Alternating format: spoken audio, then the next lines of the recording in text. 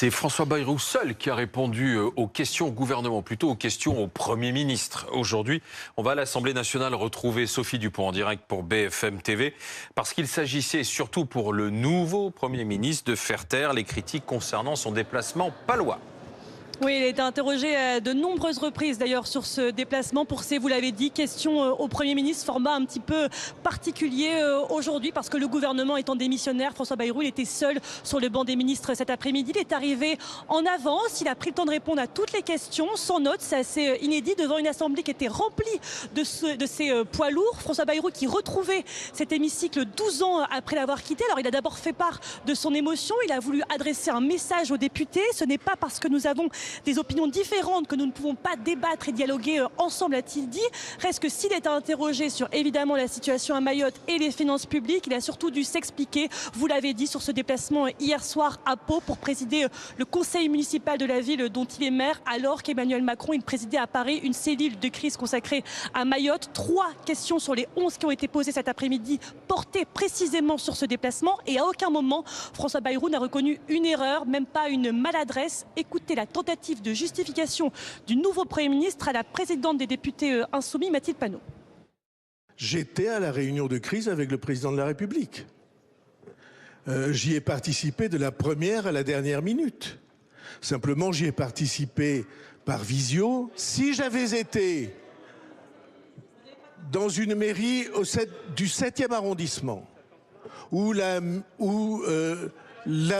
mairie de Neuilly, vous auriez considéré, madame, que c'était très bien. J'ai présidé le conseil municipal de ma ville de 19h à 23h. Je considère que, ce faisant, j'étais aussi à ma place de citoyen. Pau, c'est en France, a-t-il tenté de se justifier, oubliant que Mayotte, c'est également en France. Du coup, je peux vous dire que les députés macronistes ont timidement applaudi cette réponse du Premier ministre.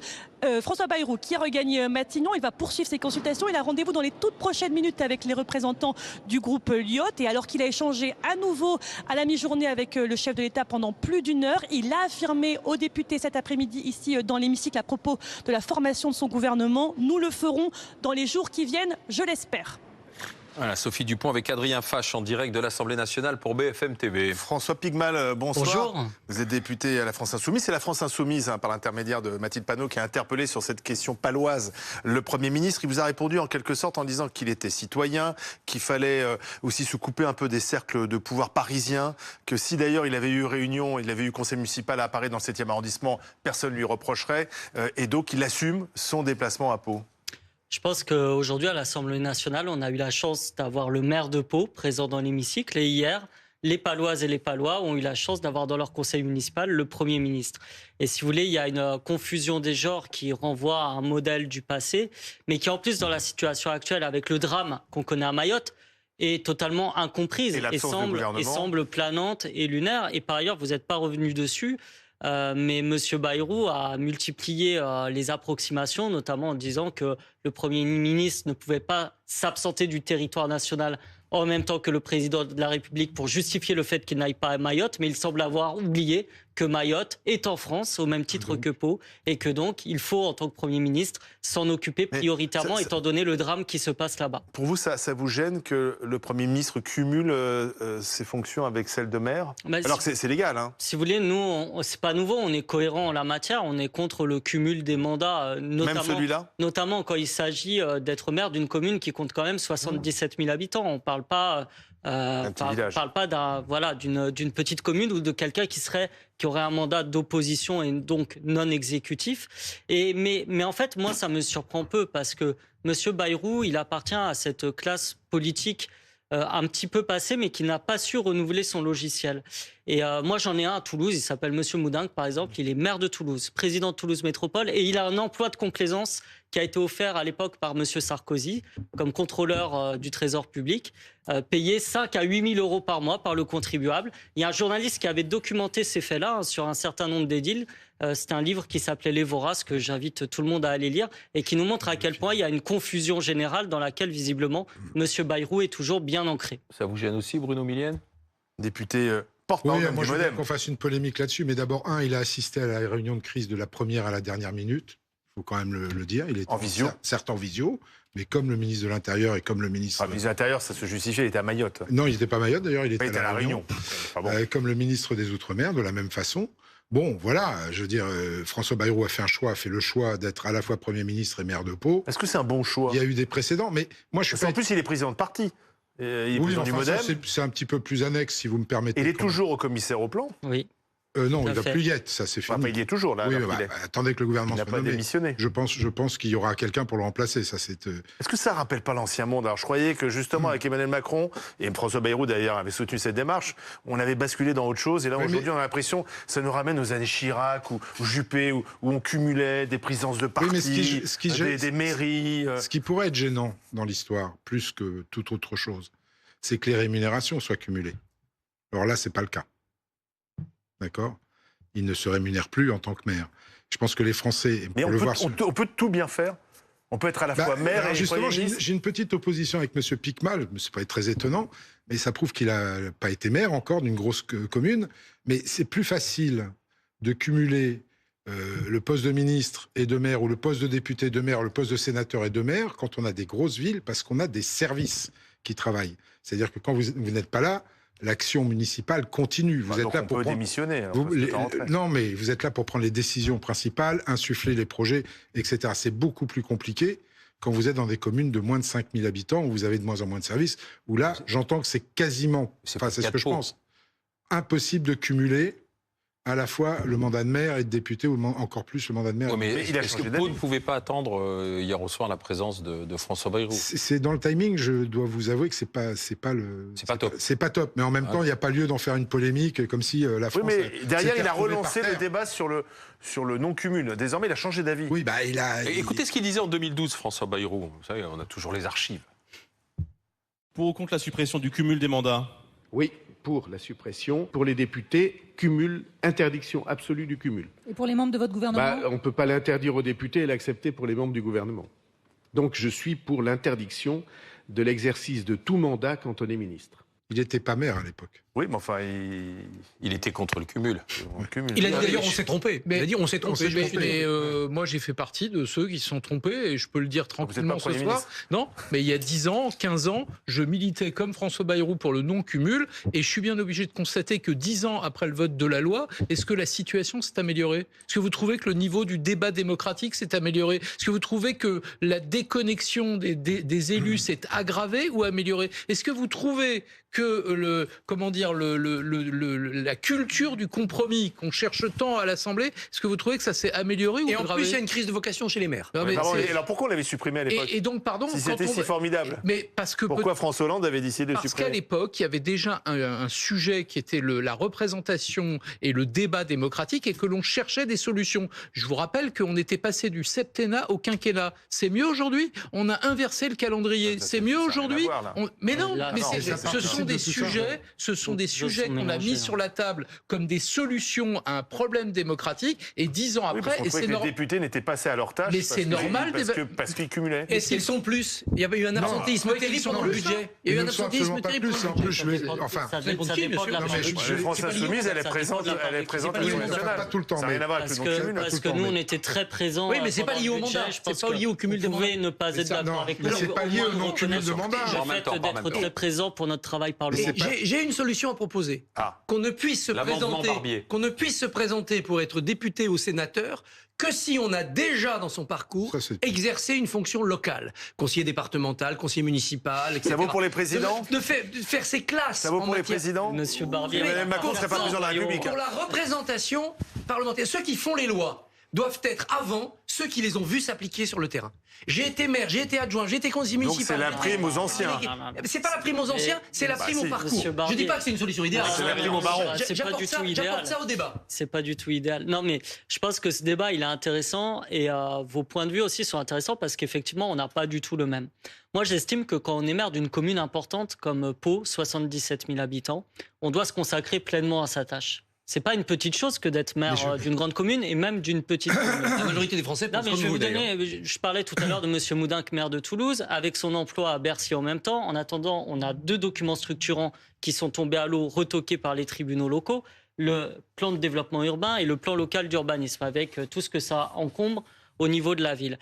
Par ailleurs, vous avez cité quelque chose d'intéressant. Je finis deux arguments, je réponds juste au premier. Vous avez parlé des maires des petites communes, Oui. Et effectivement, eux ont été particulièrement touchés par les politiques qui ont été mises en place ces dernières années. Et Monsieur Bayrou, moi, ce que j'aurais aimé qu'il dise, puisque quitte à aller dans son conseil municipal de Pau, c'est dire qu'il allait revenir sur la suppression de la CVAE qui a ponctionné en grande partie les collectivités locales et redonner des moyens aux collectivités locales. Je ne réponds pas au deuxième argument qui est politique, je réponds au premier. Pardon, vous dites une contre-vérité. 80% des maires ont un autre emploi. Bah oui, sinon ils n'arrivent pas à vivre. Qu'est-ce que vous croyez? Je vous ai parlé des maires de villes importantes. Même eux, monsieur Pikmal, ils sont médecins, ils sont entrepreneurs, Monsieur Neumann, vous n'allez pas gérer une ville de 77 000 habitants en ayant un emploi à côté. Bien sûr que si. En ayant une autre activité à côté. Vous allez m'expliquer donc qu'on peut être Premier ministre de France tout en étant maire d'une ville de 77 000 habitants et en respectant les habitants de cette ville et les citoyennes et ça a été le cas pour Chaban-Delmas, Juppé, Mauroy, Chirac. C'était peut-être un autre temps. Oui, complètement. Mais ils l'ont fait. Et à l'époque, les Marseillais étaient contents de voir de faire où c'était mieux. Les Marseillais. J'ai l'impression d'être dans un film d'Audiard où on va justifier. Est-ce que vous ne tombez pas dans le panneau Christophe Barbier, Laurent Neumann et Bruno Millienne, le panneau quand même un peu tendu et un peu gros de François Bayrou qui tout d'un coup, pour faire diversion, parce que sans doute il s'est trompé dans ce timing, il n'aurait pas dû aller à Pau, je crois qu'à peu près tout le monde est d'accord pour le dire, et qu'aujourd'hui il relance un débat qu'à mon avis aucun Français ne veut relancer. En plus ces Français ils sont assez contre le Là vous tombez dans tout le panneau, un débat d'un débat qui n'a pas lieu. Il s'adresse aux dizaines de milliers de gens qui gèrent des collectivités locales et donc il prend le parti de cette grande décentralisation. Non, bien sûr, c'est un choix politique, mais c'est aussi sa base, la décentralisation. Deuxièmement, c'est vrai que c'est un petit côté au tonton flingueur. Macron a intégré j'aime bien les tontons flingueurs. Bien sûr, on aime tous les tontons flingueurs. Mais bon, il y a des pratiques. Bien sûr, Macron a inauguré l'ère du jeunisme et de la Startup Nation. Évidemment, Bayrou se met en rupture. Il se met en rupture pour essayer de retrouver ce qu'il appellerait une authenticité, un enracinement. Lors de la passation de pouvoir, il a dit « N'oublions pas les villages ». Qu'est-ce qu'il fait? Il va considérer les Palois. Il y a un conseil municipal. François Bayrou est parisien.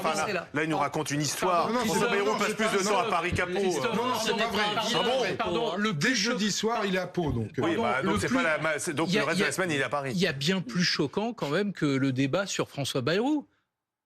Les députés arrêtent vendredi soir de travailler jusqu'au 14 janvier. Pendant 3 semaines. Pendant 3 semaines. Travailler tous les jours. Qui le décide? Mais attendez, les députés cet après-midi ont apostrophé à juste titre, de mon point de vue, le Premier ministre en disant il y a urgence à Mayotte. Mais s'il y a urgence, venez travailler au-delà du 20 décembre. N'attendez pas le 14 janvier.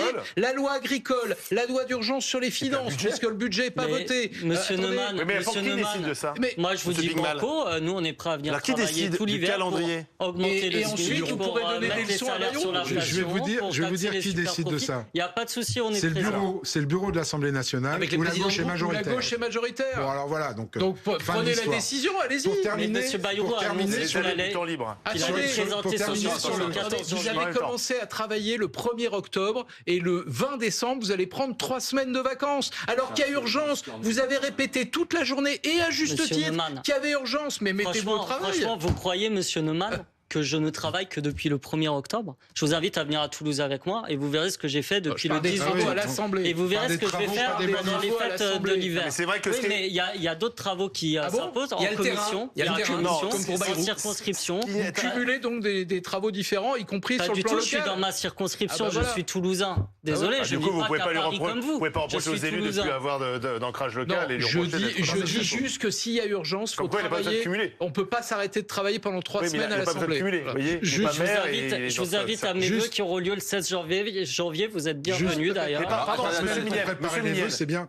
On a appris d'ailleurs que la déclaration de politique générale de François Bayrou, c'était le 14 janvier. À l'ouverture de l'Assemblée nationale. Très loin. Les Français doivent se dire, mais que font nos élus? Alors attendez, séparation du législatif de l'exécutif. C'est pas François Bayrou qui décide de la date. C'est pas lui. C'est pas lui qui décide de la date.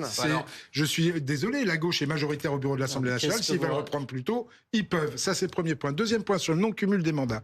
Vous n'allez pas quand même me faire croire tous autour de la table que vous êtes vous aussi tombés dans le panneau du fait que depuis qu'il n'existe plus, les sénateurs et les députés qui étaient maires n'exercent aucune influence sur leur mairie. Ils sont tous restés conseillers municipaux et c'est donc eux qui gèrent leur mairie depuis leur poste de conseiller municipal. Donc un ancrage local. Alors. Donc voilà. Enfin, ça, c'est dans votre monde. Non. C'est en majorité. Il y a quand même autre chose à regarder. Vous n'êtes pratiquement pas d'élus locaux, donc vous ne pouvez pas juger. Il y a eu cette séquence qui a démarré. Vous êtes mal placé pour me dire ça. Vous savez pourquoi ? Parce que moi, j'étais conseiller municipal d'opposition à Toulouse et j'ai démissionné de mon mandat parce que cela a été possible. Mais c'est très bien, c'est tout à votre honneur. Ne venez pas me donner des leçons là-dessus. Par contre, dans votre camp, c'est vrai qu'il y a des conseillers municipaux, y compris de la majorité de M. Moudin, par exemple à Toulouse, qui sont sénatrices ou députés. Donc balayez d'abord devant votre porte avant d'aller donner des leçons aux autres. Monsieur Piquemal, je ne vous ai pas attaqué vous, je dis que la pratique est courante. Oui, voilà, elle est dommageable. Et si on peut l'éviter, en tout cas, il y a quand même une polémique. Ça démarre mal pour François Bayrou. Il aurait pu s'en passer de cette polémique. Il a un gouvernement à faire. Ce soir, il revoit le président de la République. Il y a un gouvernement à composer. Il y a un budget quand même qui a vraiment donné. Il l'a dit le premier jour en citant Mitterrand. Chouette, les ennuis commencent. Moi, j'aurais accepté que cette polémique monte comme elle est en train de monter si vraiment personne ne s'était occupé de Mayotte. C'est pas le cas. Tous les services de l'État sont au chevet de Mayotte et heureusement. Il y a 2 ministres sur place. Le Premier ministre s'entretient avec Bruno Retailleau quasiment toutes les heures. Est-ce que vous avez l'information, la certitude que l'Élysée a insisté pour que ça se passe à 18h afin de mettre Bayrou dans ce problème de coïncidence des agendas, alors qu'à 18h, vu l'heure qu'il est à Mayotte, la cellule de crise, elle n'a pas dû décider grand-chose. C'était surtout de la com. Est-ce que vous pouvez dire que c'est une petite vengeance de Macron par rapport au récit de la nomination? Il n'aurait pas voulu déplacer l'horaire, parce que François Bayrou lui aurait proposé de faire ça plus tôt. Je ne rentrerai pas là-dedans, parce que, 1, je ne le sais pas, et 2, je vous laisse libre de vos polémiques personnelles. Non, mais c'est important parce que depuis vendredi, on a l'impression qu'entre Emmanuel Macron et François Bayrou, ce n'est plus qu'un bras de fer. Il y a un gouvernement à trouver. Ils se sont vus tout à l'heure à midi, doivent se revoir ce soir. Laurent Neumann, est-ce que ça va poser problème puisque quand même l'exécutif doit fonctionner? Alors c'est pas vraiment une cohabitation puisque François Bayrou est sur la même ligne politique qu'Emmanuel Macron, mais on a l'impression qu'on a 2 caractères qui s'opposent. Oui, aller plus loin. François Bayrou a envoyé comme message à l'Élysée attendez, vous pouvez pas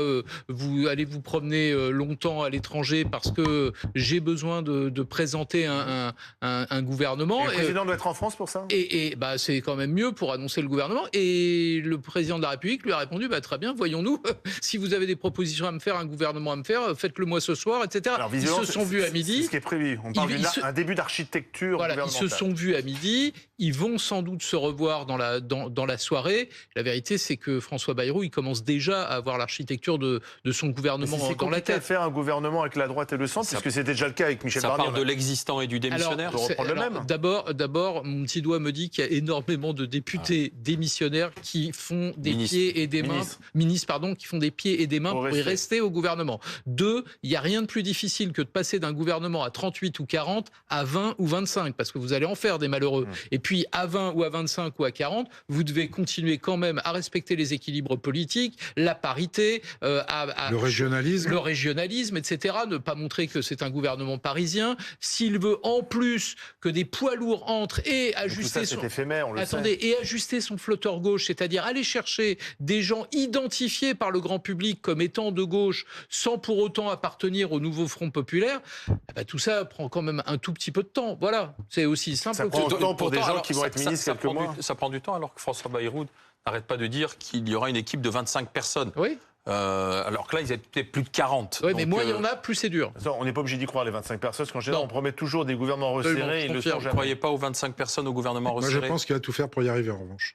Pour une raison simple, c'est que s'il veut un équilibre des forces politiques dans ce gouvernement, au regard du poids politique de chaque parti dans l'Assemblée, vous voyez bien qu'à gauche, il ne va quand même pas y avoir pléthore de candidats, même si on doit aller les chercher en dehors du NFP. Si l'on en croit les indiscrétions, pour l'instant, les personnalités de gauche qu'on essaie de débaucher disent non. En tout cas, celles qui sont encore au sein du nouveau Front populaire, en tout cas, au Parti socialiste.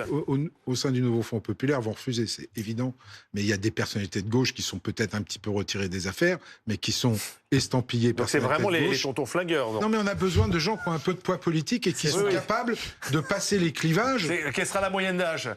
Je ne sais pas. Et puis il y a la parité à respecter. Il y a la parité à respecter. C'est donc... moche, ce jeunisme. Ah, pas le jeunisme, enfin, bon, là, on bascule dans autre chose. C'est-à-dire que si on n'en prend que des anciens... Franchement, un peu d'expérience politique aujourd'hui, un peu d'expérience politique, un peu de poids politique. Dans la ça manquait dans le précédent, dans Sud-Barnier. Un petit peu quand même. Mais qu'est-ce que vous appelez du poids politique? Des gens par rapport aux appareils ou par rapport aux personnalités? Des gens qui ont déjà exercé ce genre de fonction et qui sont capables effectivement de discuter. Mais je ne me livrerai pas au jeu des noms, puisqu'il y a déjà une liste qui a circulé cet après-midi qui est fausse. Donc voilà, restons là. On ne peut pas savoir si elle est fausse, puisqu'on ne connaît pas le gouvernement. Moi, je ne sais pas ce qui la remplace, la liste, bon point pour vous, mais en tout cas, on m'a assuré que celle-là était fausse. D'accord, vous allez avoir des poids lourds face à vous, des personnalités. Et peut-être des gens de gauche qui vont rejoindre François Bayrou. Alors, je ne connais pas de gens de gauche en dehors du nouveau Front Populaire, donc ça, c'est une première... on peut être de gauche et pas être au Front Populaire. Je connais des gens d'extrême gauche qui, éventuellement, ne sont pas au nouveau Front Populaire, mais de gauche, sans être au NFP,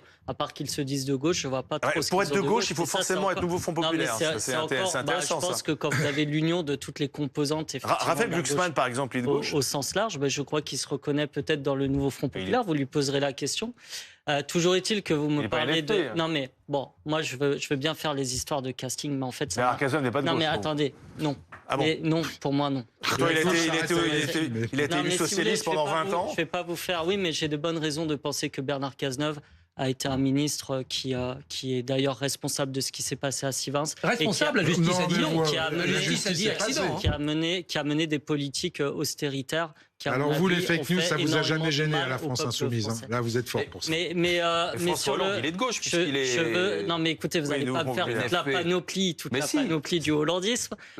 Au-delà du casting dont vous me parlez, pour nous, la question, c'est de savoir comment on répond aux préoccupations des Françaises et des Français, notamment en matière de pouvoir d'achat. Ce qu'on va voir, c'est que ce gouvernement, comme le précédent, comme celui d'avant, ne va rien résoudre à cette question-là. Et on va se retrouver avec un gouvernement qui va être, à un moment, censuré, je le pense, dans l'Assemblée, et se reposera la question du départ d'Emmanuel Macron, qui sera la seule solution pour qu'on arrive à une stabilité politique, c'est-à-dire des présidentielles anticipées. Vous croyez vraiment qu'avec une campagne de présidentielle anticipée, c'est-à-dire en 20 ou 35 jours, on peut accroître et assurer la stabilité de la France? En fait, Monsieur Barbier, la problématique, c'est que c'est pas ce que je crois vraiment, c'est le constat qu'on peut faire. Monsieur Macron a décidé d'une dissolution tout seul. Tout à fait. Tout seul, vous êtes d'accord? Elle s'est retournée contre lui, d'ailleurs, largement. Elle s'est retournée contre lui. Le résultat ne lui a pas convenu. On va pas refaire l'histoire. Lucie Castet, gouvernement, nouveau Front Populaire, il a balayé ça d'une main.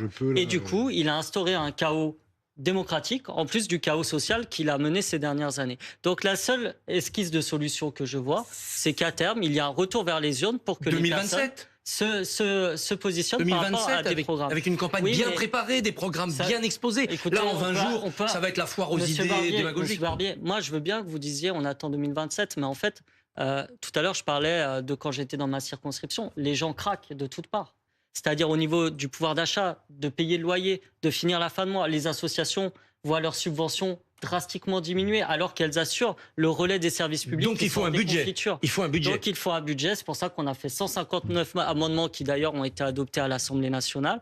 Et c'est pour ça en fait qu'il faut un retour vers les urnes pour que les Françaises et les Français déterminent un programme clair sur lequel va s'appliquer une politique dans le pays. Ouais, non, mais on voit bien votre stratégie, Monsieur Piquemal. Vous l'avez dévoilé. Jean-Luc Mélenchon l'a dévoilé avant vous. Vous êtes depuis les législatives sur notre programme, rien que notre programme, tout notre programme. C'est là-dessus que j'ai été élu, Monsieur Millian. Oui, donc c'est normal, quelque part. Vous êtes d'accord? Non, je suis pas d'accord, parce qu'on va être raisonnable 2 secondes.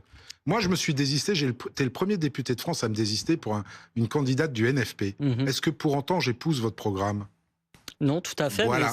Et on est des millions comme ça, monsieur. Mais monsieur, vous n'avez pas été des millions comme ça. Donc vous ne pouvez pas sur le programme du NFP, monsieur Millian. Vous ne pouvez pas vous arroger le fait que les millions de Français qui ont voté contre Marine Le Pen épousent le programme du NFP. C'est faux, basiquement oui, mais je peux vous le dire, et factuellement. Je peux vous le dire dans le sens inverse. Faux. Nous avons beaucoup de candidats qui se sont désistés, y compris pour des candidats de votre camp. Et pour autant, ils n'adhéraient pas du tout, lorsque vous avez été élu la dernière fois, aux idées d'Emmanuel Macron. Arrêtez de nous faire croire. Monsieur Piquemal, je vous ai pas coupé. C'est vrai, je vous écoute. Allez, je vous écoute, monsieur. Donc n'allez pas nous faire croire que tous ceux qui ont voté aux législatives ont voté parce qu'ils épousaient votre programme. Ce n'est pas vrai. En réalité, il y a plus de gens qui ont voté contre le Rassemblement national que pour votre programme. La preuve, vous regardez où votre patron en est dans les sondages, les derniers sondages qu'on a vus pour une présidentielle. Est-ce que je peux vous répondre ? Non, mais vous avez été très long, monsieur. Mais Pikman. vous faites un monologue, si jamais, du coup. Mais vous C'est êtes un dialogue. Si jamais vous provoquez aujourd'hui une élection présidentielle, je vous le garantis, même si vous croyez au Père Noël, c'est bientôt le moment d'ailleurs d'y croire au Père Noël, Jean-Luc Mélenchon sera balayé par Marine Le Pen. Si c'est ce que vous voulez pour la France, bravo, allez-y et poussez le président à la démission. Monsieur Milian, en fait, je pense, c'est Macron ou Le Pen. Il y a un vrai différentiel entre vous. Vous décidez des élections selon les sondages. Non. Nous, on décide des élections. On ne décide pas des élections, mais on dit on n'a pas peur des élections. Je vous demande de respecter le choix des électeurs qui était contrairement à vous, je ne vous ai Front pas républicain Monsieur et Milian, pas... Alors, Monsieur Pikman, vous finissez. Vous finissez. Je ne vous ai pas coupé. Nous n'avons pas peur des élections et d'aller devant le peuple avec un programme et un cap clair pour le pays. Et après, le peuple décidera. Vous pouvez avoir peur, je l'entends. Nous n'avons pas peur de ça. Je ne souhaite pas que nous Marine sommes Le Pen prêts à soit présenter un présidente pour la programme. Et vous savez, Merci. les sondages la dernière fois, vous savez ce qu'ils ont dit ?